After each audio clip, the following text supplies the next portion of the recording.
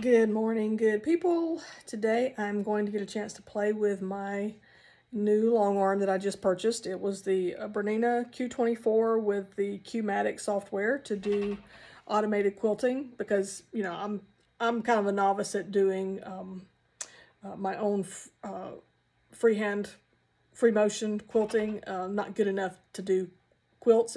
I'm fine for playing until I can learn more about that. So using the automated quilting is very helpful. But I'm going to take you through some of my learning curve that I'm going through. Now, I've had a long arm, and I had a long arm that had software to do automated quilting, completely different system than what I have now. So this is a little bit of a learning curve, and I've had some frustration this morning, and I'm going to show you why. All right, so this is my nice, beautiful, big machine that's supposed to make my quilting so easy. I have this bed skirt that I made a couple weeks ago. I made the top, so I need to do some quilting on it. So I figured out I want to do some pretty quilting and really test out my machine on this. But I was really having a problem because you can see here on the screen, you set your safe area. So I'm watching all these videos and trying to learn what I'm doing wrong. And people are saying, well, I'm going to show you how to do a quilt today. I've already set my safe area, blah, blah, blah. Well, that's where I was struggling. I couldn't get my safe area for where I can quilt my design to set on my screen. And I was just pulling my hair out trying to figure out, okay, nobody's talking about this. So it's something this simple. Let me show you. I have kind of tight workspace up here, but I'm going to show you. If you have a system like this and you just can't figure out why you can't make your screen work, it all has to do with the brakes on the belts. So, and I had someone came and installed this machine for me. They put everything together and installed it. So you have a brake here on this axis, and I don't know which one's X and Y, so I'll be stupid about that. So whether this is my X axis or my Y axis, the other one is this belt that runs this way.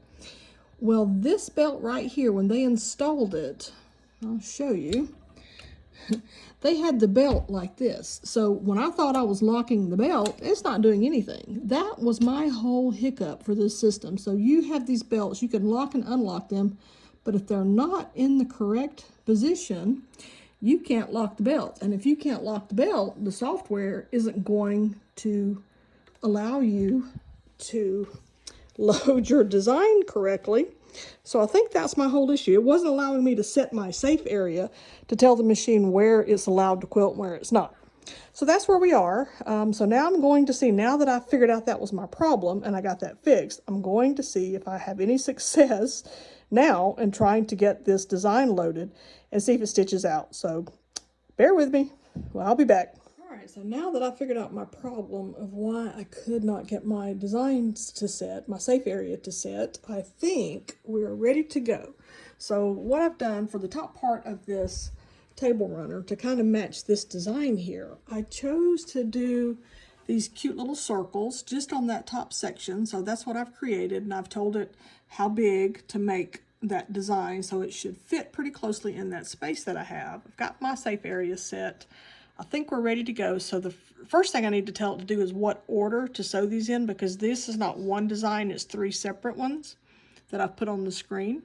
So I think if I go here, I tell it, give me sewing sequence, then I can hit 1, 2, 3. That way it's not going to start in the middle one. It's going to start there, there, and go there. I'm going to cue them and tell it okay. And this is my very first stitching on this machine, so I'm a little nervous, but we're going to hit the go button and we're going to see what happens. Okay, so I'm going to tell it I want to start at the start point. And so my machine should automatically move. It might take it a second. It'll move to where it's going to start the stitching. Yay, and it's going. All right, so we can see that's where our stitching is going to start. Now let's look and see what it looks like on the screen. On the screen where my crosshairs are, that's the same point. So it looks like it's going to circle out. And I'm trying to do edge to edge. So I've told it it's going to, the way it's going to stitch, I guess it will go over the edge. I'm not sure if it'll stop where I've cut it, but we're going to see. I got to bring up my bobbin stitch. My bobbin. So let's see. Tie on top. I don't know if I press this or if I do it from my thing. We're gonna try it. We're gonna see. If it messes up, we'll just stop. Or if it's going to bring up. Oh, it's just going to start. So I should have brought my bobbin up first, and I didn't. But we're going to go with it. I don't want that thread to get caught. Ooh, it's much quieter than my other machine was for sure. Oh yeah, so it is going to stop and go down the side. Very interesting. So it doesn't go over, it just goes right to the edge where I told it my edge was. I'm going to hang on to that thread so it doesn't get caught in anything.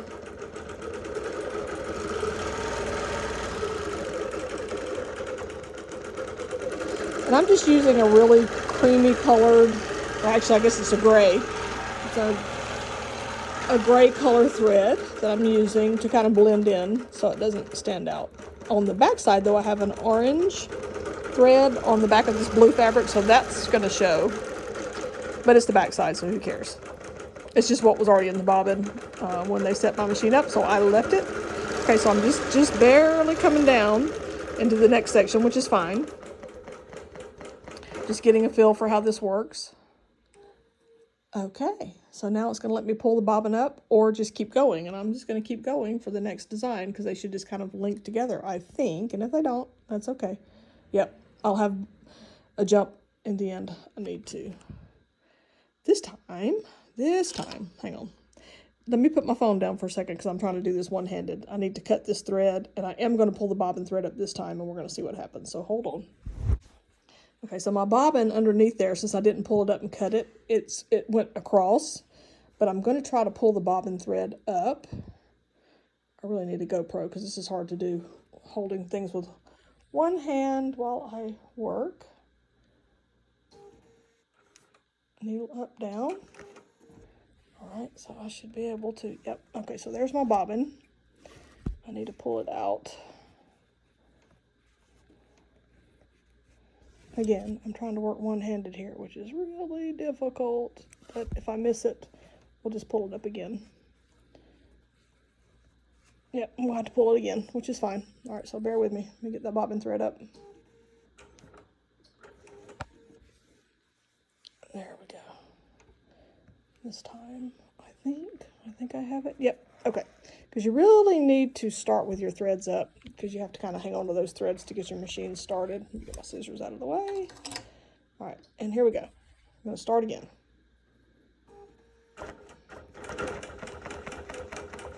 I'm going to put the phone down again so I can just trim the stitching. Well, maybe not. I just don't want the threads to get caught in the machine and make it jam up or break my thread. All right. We're going to stop. So I'll just, there's a button right here on my handle that lets me just stop the machine. So let me trim these threads. Again, I'm going to put my phone down, so I apologize. I just don't want any threads to get caught on this needle or foot while this is circling around and around. So just for the sake of safety, all right, and we'll let it restart. Okay. All right, so I think we're in business. I'm going to finish stitching this out, and then when I get to the next section, maybe I'll show you what I'm doing there. But thanks for watching. Bye. All right, for the second section of my quilt, or my bed runner, is this little square here. And I've decided I'm going to put these really cute little buildings in there. So I'm going to go to my start point. And we're going to let the machine do its thing. Come on. I'm still thinking about it. There it goes. Go to your start point. This time I'm going to realize I have to pull up my bobbin thread. It's still thinking. Oh, hang on. Is it? What's it telling me? Bring up the bobbin thread, secure the stitches using the sew head. Yep, but the sew head's not giving me any information, but we're going to just do needle up, needle down. Let's see. If I get my bobbin thread up, which I did. So I want to hang on to my top thread, my bobbin thread, and then we're going to hit the go button. I don't know why I don't have anything on my screen, but we're going to thought we were going to tell it to go. Or maybe I just need to come over here and tell it since it's not working there. Should have something on my screen here, but it's thinking, but we're going. My thread's out of the way. Now, this is more of a square geometric shape that it's got to do, so moving a little differently. And I love that we can see on the screen exactly what it's stitching. A little more of a complicated design, so it'll take a little bit to stitch this out, but I'll come back and show you what it looks like when we're done. All of my circles ended up really right where I told the machine to put them. I love that I can place exact placement of stuff now. One of the hardest things to get correct when you first start learning how to use a long arm is your tension settings. And I don't really know for sure until I'm able to look at the bottom of this what it's going to look like, but I know it's hard to see, but I have an orange bobbin in this bobbin case. Now normally you want to keep your top thread and your bottom thread the same color so you don't see your errors, but the good thing about having your bobbin thread a different color is you can see if your tension is not correct. And I know it's really hard to see, but if you can see in some of these points where you can see a little bit of that orange bobbin coming up, my tension is a little bit too tight on the top. Now I know the bobbin tension is correct because I checked that with my tension gauge before I put it in here, so the only other way to adjust my tension is from the top thread. And Bernina makes it so easy to do that because you can do it right on the screen. So I adjusted my tension while this was stitching, and I'm not seeing that bobbin thread come through after I made that adjustment. I don't think I'm seeing it anywhere. Now when you're going around curves when you're going around curves and corners, it's a little bit harder for your tension to maintain its regularity, but I think by just bumping down my tension on the top a little bit, hopefully it looks good on the back side when this is all said and done. I do see a couple of little spots right there where it came around that curve, but we're going to keep going with what we've got. I've got the first design stitched. Now I'm going to get started on the other half of these cute little buildings that I'm stitching on this bed runner that I'm making. Thanks for watching. All right, so I got the first 2 rows of my little thing finished. And for the next one, I decided I'm going to put my last name on here. So it won't completely fill this whole square. I couldn't make it fill without distorting the image, so I just had to kind of size it to go from edge to edge of the top, and then the length of the letters and stuff will just adjust accordingly to that design. But it's got this little cross hatch in there too, which will be cute, so we'll see how that looks when it finishes sewing out. Alright, so I got done stitching the letter B for my last name, and I'm really happy with how that came out. It's going to be so cute. So now we're going to go over and stitch the letter A and then stitch the remaining letters. So this is where we are. It's a little slow process, but I want to take my time with this and not go too fast and have a problem, so I'd rather it stitch slow.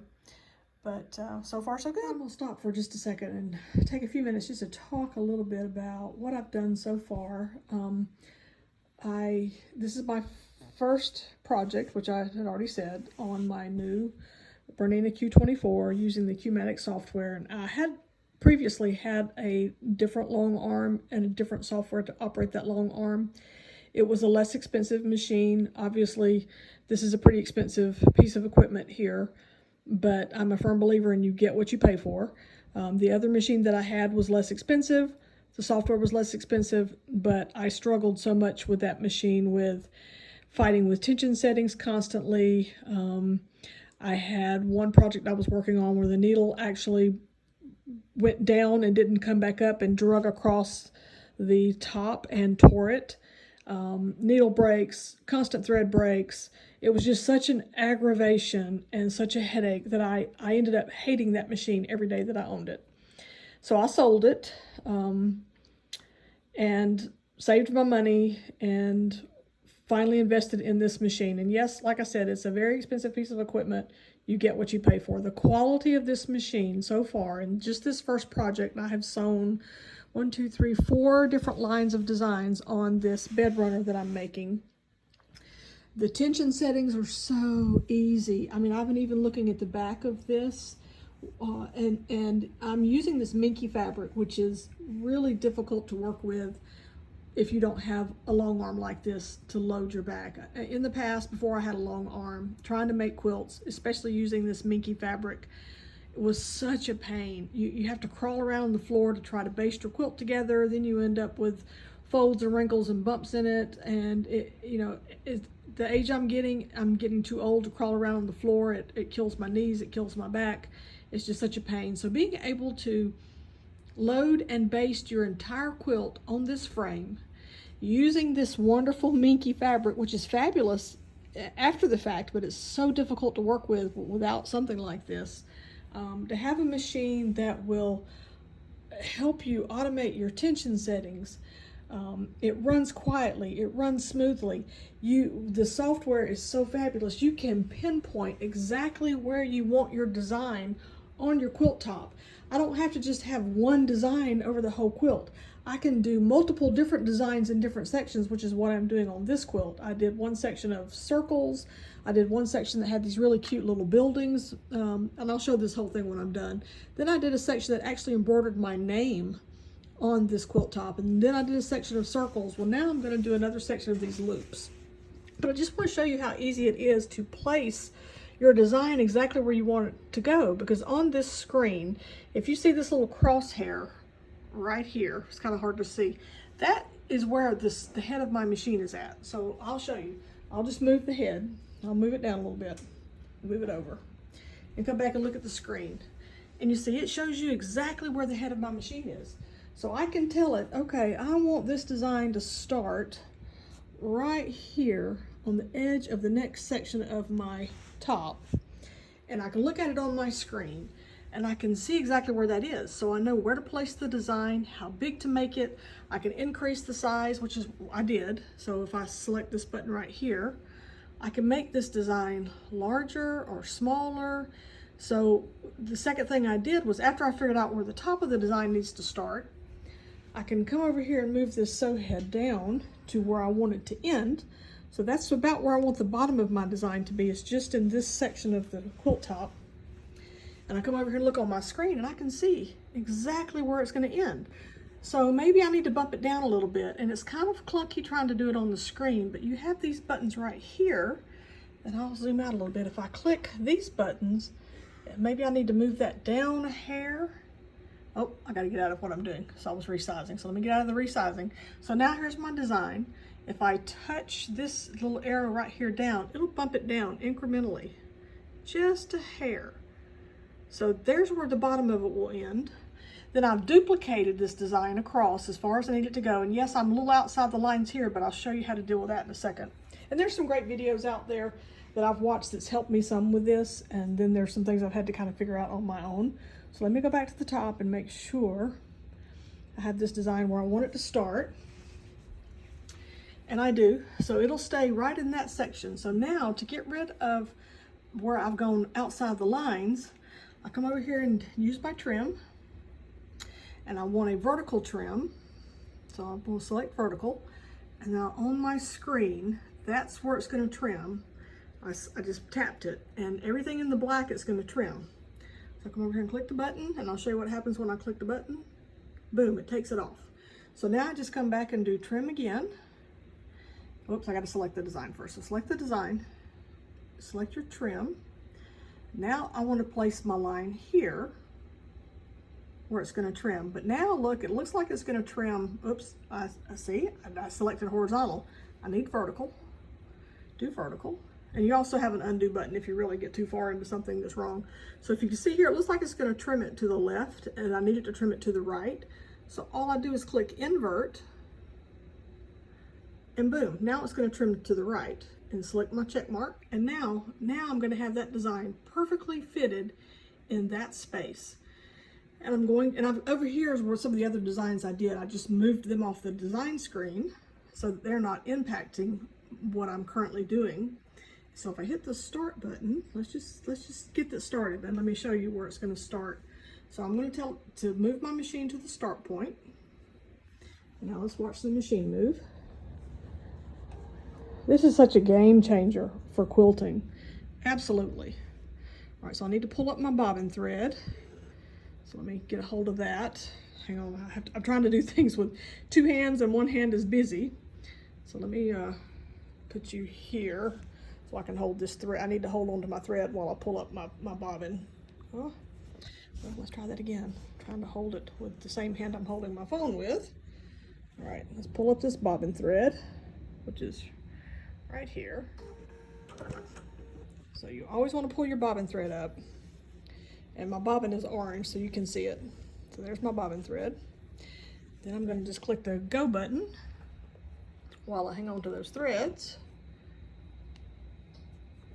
And it'll start stitching. And then I'll just trim my threads off. I just want to see and show you where that first loop, how it's going to stitch.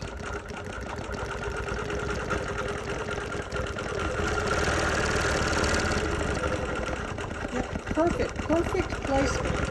I mean, that is just absolutely perfection right there.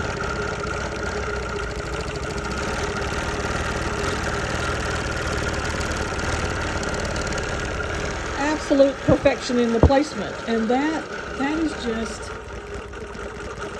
you can't ask for anything better. Thanks for watching. So I finished this little bed runner top. I've got to trim it, of course, and put the binding on it, but I've got all the quilting done. So let's take a look at this. And it's hard to see, I know, because the threading kind of blends in, but I did a circle design here. I did some really cute little buildings, and I'll flip this over and show the back in a minute. And here I was able to actually put my name in this section. Again, I know it's hard to see. I did circles here, I did loops here, I did stars here, I did a really pretty flower and vine, some butterfly looking things, and then more circles at the end. Now I'll tell you, this machine stitched like a dream. It did everything I told it to do. I never had my thread break one time, and in this old machine that I used to have, my thread would break sometimes every 5 or 6 inches, and it was so aggravating.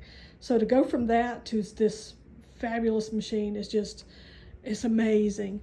The only places where there are errors, like where it didn't stitch right up here, that's user error. It's because I had my needle too far down when I told it where to start stitching.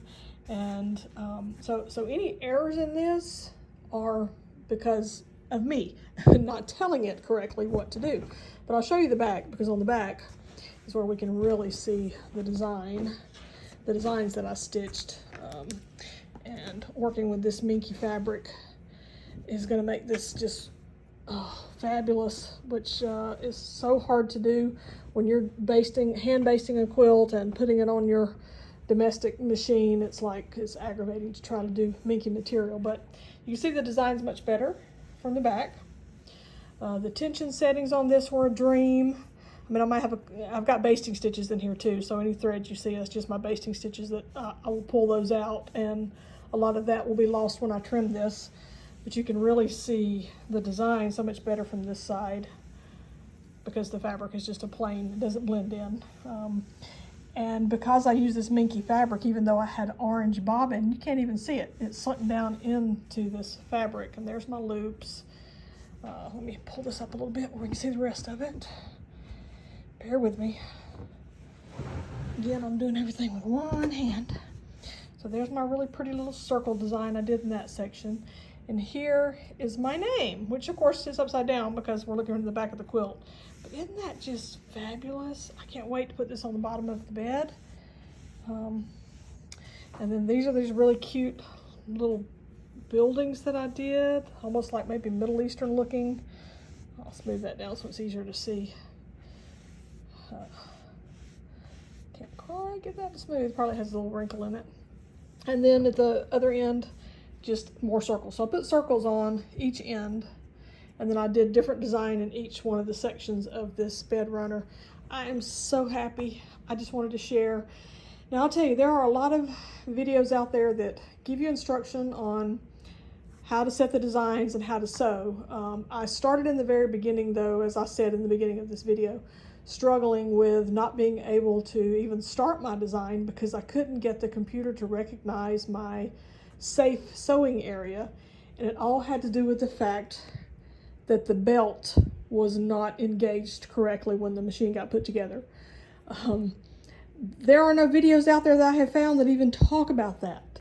Also, they also installed the laser pointer on this for me, which should be pointing exactly where the needle is. And when I engage the laser, that helps you pinpoint your placement on your design exactly where you want the sewing to start. But the laser was like way out here. So I had to figure out how to adjust that to get the laser pointing actually where my needle starts. So if you buy a machine like this, you have someone install it, you're going to have little glitches like that that you've got to work with. So I think eventually, I've got several quilt tops that I need to finish. That'll give me an opportunity to really play with this machine and play with this software and get a really good feel for how to operate it before I actually start doing customer quilts. I do have a couple of people that have asked me about finishing quilts for them, but I want to play with my own quilt tops first, just because if there's an error, I want it to be on my quilt, not a customer quilt, obviously.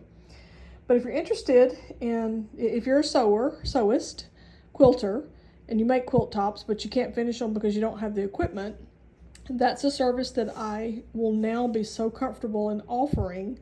It'll just take me a couple of weeks to play with a couple of more quilt tops just to make sure that I'm very comfortable with operating software. And also this software has about 600 designs. And of course I can buy more designs and upload more. But my prior piece of software that I had on the old machine, I think I had about 20 designs. I didn't have a lot to choose from. So I'm excited about what I can offer to potential customers out there. If you're interested, just let me know. And thanks for watching. Bye, y'all.